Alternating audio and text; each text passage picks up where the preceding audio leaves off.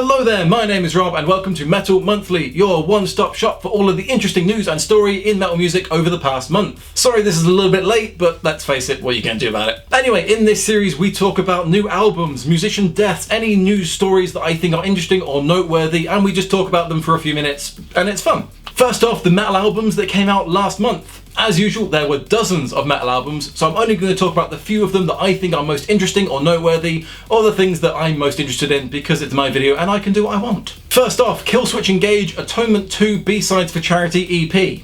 That's a really long name. This is a charity album with all of the proceeds going to a coronavirus relief fund, which is pretty cool. The album itself is metalcore, which I'm not a huge fan of, but it's got some pretty good guitar and some speed drumming, which I am a fan of. Next up, ACXDC Satan is King. This is a hardcore punk band with a very unique name.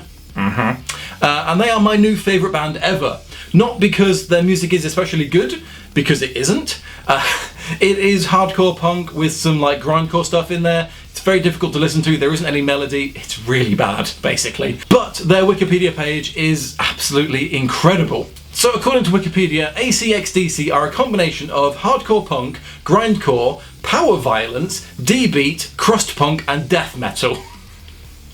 Also, according to Wikipedia, their aesthetic is a mix of veganism, straight edge and Satanism. This band is my new favourite thing ever. Seriously, if you would like a roller coaster ride of a read, check out their Wikipedia page. If you would like a roller coaster ride of an album, check out Satan is King.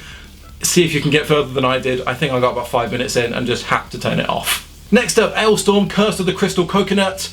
It's Ailstorm, they're incredible. This album is really good.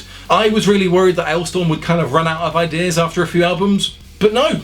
Curse of the Crystal Coconut, still really good. Check it out if you like pirate metal, which you should because it's awesome.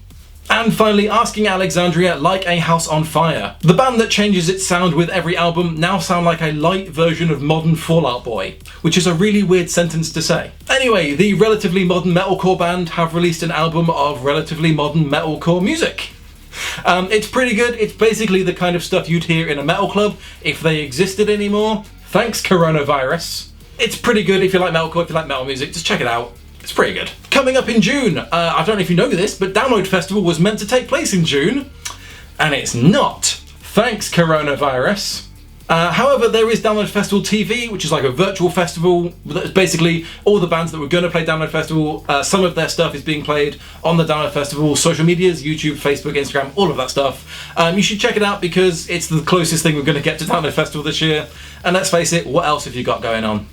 Next up, deaths. There was one metal musician death in May that I'm aware of. Bob Kulick, session guitarist, passed away at age 70, which is really good for anyone in metal music.